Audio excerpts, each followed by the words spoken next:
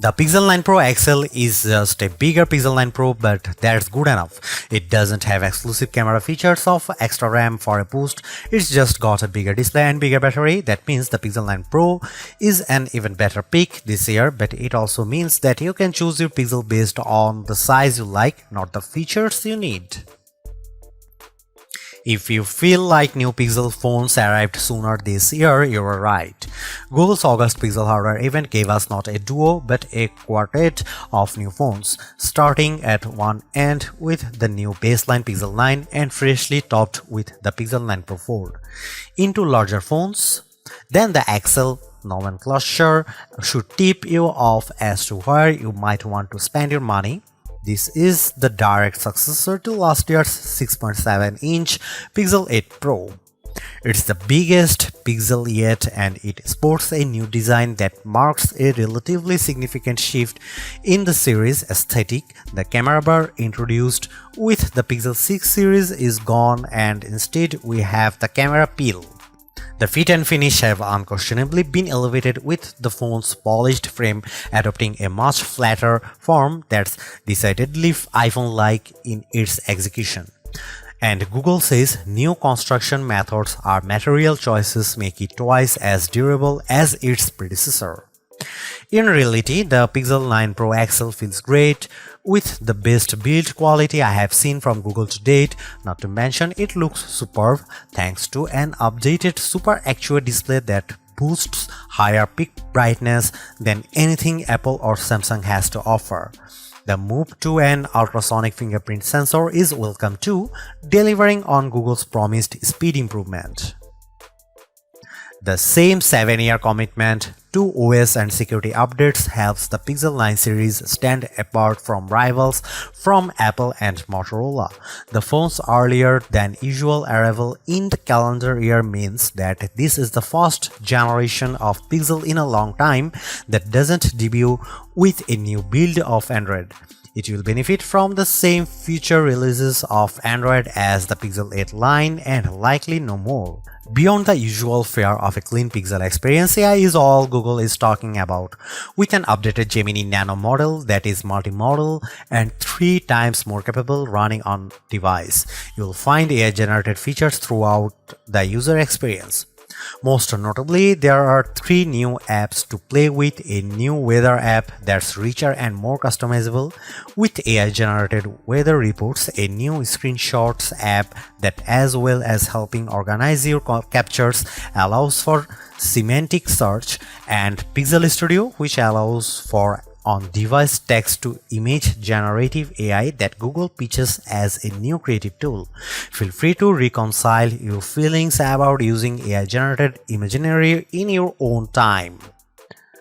The cost of the Pixel 9 Pro and Pro XL also includes a year's access to Google One AI Premium with Gemini Advanced and its new Gemini Live feature. Gemini Live is a decidedly ChatGPT 4-like conversational experience with Google's off-device AI. It works well for things like how-to guidance and recipe help, but still comes with limitations surrounding how it can actually action on-device tasks for you. All the on-device AI experiences are powered by Google's new Tensor G4 SoC paired with new higher RAM ceiling of 16GB. Previous Pixels already felt fast in day-to-day use, but existing users will notice speed improvements for things like image processing and app load times, even if these gains are seemingly slight. Benchmarks only put the Tensor G4 about 10% ahead of G3 in terms of CPU performance, with more noticeable graphical gains and, of course, NPU gains for AI tasks. The other big aspect of any modern AI-enhanced Pixel phone is the camera experience. The hardware looks for the most part similar to the Pixel 8 Pro, albeit with a much higher resolution selfie snapper with a tweaked ultrawide on the back. However, Google claims to have reworked its HDR Plus pipeline end-to-end, meaning more true-to-life imagery. In daylight, I had few complaints, and the Pixel 9 Pro delivers great detail and accurate colors and with dynamic range. Night sight ensures low light shooting is almost always rescued from unusable to usable, even if it can still be a little heavy-handed in its post-processing. The expansion of that HDR Plus pipeline to panoramas means much better results, especially as night sight is now supported here too, although I do wonder whether this upgrade will simply manifest as a feature drop update for previous Pixel models in the near future. Another Pixel 9 Pro exclusive is Video Boost, which can now scale 4K footage up to 8K and proves particularly useful when zooming up on the phone's 20x limit. There's another side to the imaging experience on recent Pixel's Magic Editor.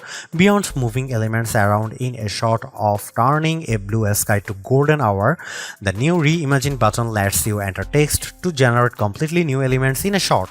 It's unquestionably fun and creative, but it also throws out any semblance of authenticity to shots you have captured yourself. Unlike the Samsung, there is no AI watermarking going on with edited images either. Although that Tensor G4 chipset doesn't mark a huge leap forward in raw horsepower, it certainly has helped with power efficiency, with the Pixel 9 Pro XL serving up almost 70% more screen on time compared to the Pixel 8 Pro. The jump from 30W to 37W wired fast charging speeds in a small but welcome bump too, although it looks like you'll have to grab Google's 45W charger for the absolute quickest recharge times based on my testing with similar chargers. Perhaps the biggest benefits with the Pixel 9 Pro line offers is that beyond the XL's larger screen and physically bigger battery, there is no compromise across both sizes. If you are happy with the premium, the Pixel 9 Pro XL is the most unapologetic, bombastic Pixel experience you can have right now outside of foldable land. Even if the jump from the Pixel 8 Pro isn't as significant as I would have liked, and it feels like this is more a means for Google to cultivate new Gemini Advanced subscribers, I can't help but appreciate the Pixel 9 Pro XL for being greater than the sum of its parts. It may only be just enough of an upgrade, but it is enough. While Google announced 4 phones at its August 2024 event, the standard Pixel 9 and Pixel 9 Pro XL are the two that hit the market first on August 2020. Meanwhile, the Pixel 9 Pro and 9 Pro Fold arrive on the scene September 4. In the UK, you can pick up the Pixel 9 Pro XL with double the storage at no extra charge on purchases made from September 5. US buyers can nab $200 in-store credit if ordering before August 28, and Australian buyers can pick up a limited edition poster with purchases made before August 25. The addition of the new smaller Pro model this year helps Google justify its decision to render the Pixel 9 Pro XL the most expensive candy bar Pixel to date. It starts at $1,099. It's practically like for like when compared to equivalent storage option of the iPhone 15 Pro Max, truly putting an end to the notion that the Pixels are the affordable flagship option. For the asking price, you also get a year's access to Google One AI Premium 2TB plan, which, as well as granting access to Gemini Advanced and Gemini Live, includes more general Google benefits like Fitbit Premium Access, Nest Air, 10% back on Google Store purchases, and unlimited Magic Editor saves in Google Photos. A pixel in iPhone font, that's the shorthand I keep coming back to the newer Pixel 9 series design language. The size and feel of the XL's new squared aluminum frame immediately reminds me of Apple's current iPhone 15 Plus and iPhone 15 Pro Max in the hand. Does that polished metal attract fingerprints? Absolutely, but not anywhere near as badly as expected. This new squared form, paired with the heaviest build of any candy bar Pixel yet, leads to a more premium look and feel overall. This is helped further by the Pixel 9 Pro XL's slimmer profile compared to the Pixel 8 Pro, and side by side with my wife's old Pixel 6 Pro, the jump in build quality is truly impressive. One update I'm not sure I love quite so much is the loss of the camera bar, which is replaced in this generation with a camera peel that protrudes out of the phone's rear panel at 90 degrees. It makes for a more bold and confident aesthetic, but it's not as quickly identifiable as the bar. As well as the cosmetic changes, Google also claims that the Pixel 9 Pro XL's new mid-frame design, not to mention its 100% recycled aluminum outer frame, Gorilla Glass Victus 2 front and rear panels, and IP68 certified protection against dust and water ingress, make the new phone twice as durable as its predecessor. In my time with the Pixel 9 Pro XL, by trying to keep it out of harm's way as much as possible, the finish has remained unscathed, but whether it will age as gracefully as its titanium-clad competition from Apple and Samsung remains to be seen. Both sizes of Pixel 9 Pro come in 4 colorways, with Obsidian pictured most prominently in this review. The hazel finish most closely apes the iPhone 15 Pro's natural titanium look, and the Galaxy S24 Ultra's titanium gray, while porcelain and rose quartz offer decidedly more vivacious options. The Pixel 8 Pro Super XR display feels like a noteworthy upgrade from the panel on its predecessor, and while not as earth-shattering an improvement this generation, the Pixel 9 Pro XL screen is a great refinement yet again. Although it sports the same resolution as the Pixel 8 Pro's panel, both high brightness and peak brightness levels have been cranked up to 2000 and 3000 nits respectively, meeting or beating key rivals in a spec-for-spec comparison. Add to that the panel's flat design, its thin, equally proportioned bezel on all sides, and its excellent viewing angles, and the Pixel 9 Pro's XL's Super XR display is a thing to behold. As before, the use of an LTPO OLED panel facilitates a dynamic refresh rate from 1 to 120Hz, making it ideal for always-on display functionality thanks to the implied power-saving benefits, while also still serving up a snappy user experience when swiping around the UI. One of the more prominent changes you might not immediately notice is the fingerprint sensor. Instead of the optical module used since the Pixel 6 series, Google has gone the way of Samsung and instead kitted the Pixel 9 Pro XL's display with an ultrasonic sensor. I didn't notice a huge difference when making the switch from my Pixel 7 Pro, but in side-by-side comparison it lives up to the promise of a 2x speed improvement. Perhaps more useful is the greater reliability, especially with damp fingers or when used in the rain. One side effect of this latest generation Pixel launch happening earlier than usual is that the whole series runs Android 14. Typically, Google times the arrival of its latest smartphones to coincide with the release of the next Android, but the Pixel 9 debut on the same Android 14 foundation as the Pixel 8. At least the company's even impressive commitment to 7 years of updates persists, meaning the phone's price tag includes excellent long-term support for both future releases of Android and subsequent security patches, an area where many rivals still fall short. As a long-time Pixel user, the look and feel of Android on the Pixel 9 Pro XL is characteristically clean, easily navigable, pleasantly customizable, and dressed with helpful everyday features that aren't guaranteed on other phones. That said, the Pixel 9 Pro XL does get some Pixel exclusive editions that up the ante, all of which lean on Gemini AI. There is a new dedicated weather app that generates dynamic weather reports to make insights into each day's weather more digestible than ever. The ability to drag and drop the various in-app widgets for things like UV index, 10-day forecast, and air quality is a nice perk too. Next up is the new Pixel Screenshot app, which seems like an odd addition at first, but for list makers, students, and journalists, it offers surprising depth. You can add notes to individual screenshots and group them into collections too. The app can index screenshot content across text and images, making it searchable. This allows for semantic search and object recognition, as well as recognizing Wi-Fi passwords and QR code information. Pixel Studio uses an on-device variant of Imagen 3's diffusion-based text-to-image generative AI, allowing you to create imagery seemingly from scratch. You can remix results using predefined style prompts or sculpt off a completely original prompt if you prefer. At launch, Pixel Studio won't render people, but it's fine with objects and animals. It also managed to render legible text without much artifacting, a challenging test that I have seen other image generators fail.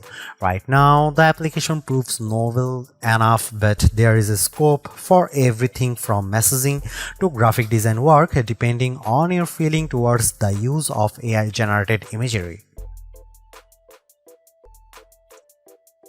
Nowhere is AI more prevalent across the Pixel 9 Pro XL's user experience than the camera. While it might have gone by machine learning in the early days of the Pixel camera experience, AI-powered post-processing has been the secret sauce that has helped elevate the reputation of the Pixel cameras over the past 4 years, to the point where they regularly sit among the best camera phones. As Google has focused its efforts on AI more directly, the proposition of a Pixel camera has changed somewhat, with capture and editing becoming two distinct facets of the experience. If you are looking for a great all-round camera phone, the Pixel 9 Pro XL is right up there.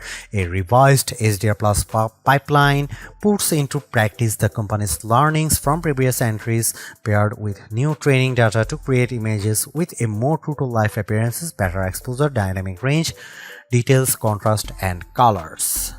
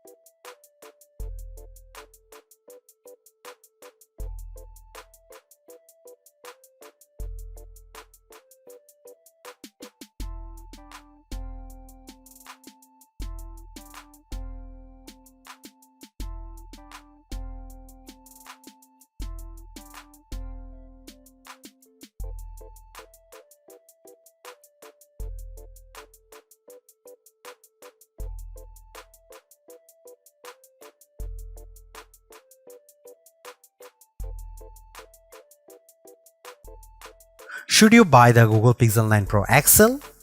Buy it if you want the richest mobile AI experience. Samsung's Galaxy AI is great, but Google's execution with Gemini Advanced is easier, richer, and more fun to use. Buy it if you want an excellent camera phone. The Pixel 9 Pro XL's camera system is a small but appreciated upgraded on its predecessors, highlighted by a new bag of AI-supported tricks you can't get outside of the Pixel family. Buy it if you plan on using this phone for a long time. Still among the best there is Google commitment to 7 years OS and security updates is once again hard to argue with. Don't buy Google Pixel 9 Pro XL if you want fast charging. Battery life is greatly improved, but despite a bump in speed, the Pixel 9 Pro XL's 37-watt wired charging is still well behind what rivals like OnePlus and Xiaomi offer. Don't buy it if you want the best RAM and memory. While Samsung forges ahead, Google seems reluctant to move to the latest, fastest, and most power-efficient RAM and storage in its phones, which stings when they cost about the same. Don't buy it if you want to play a lot of games. Google's mobile silicon isn't built for gaming, and while the Tensor G4 handles intense games as well, you will get a much better experience with a recent iPhone or any flagship rival running the latest Snapdragon chipset.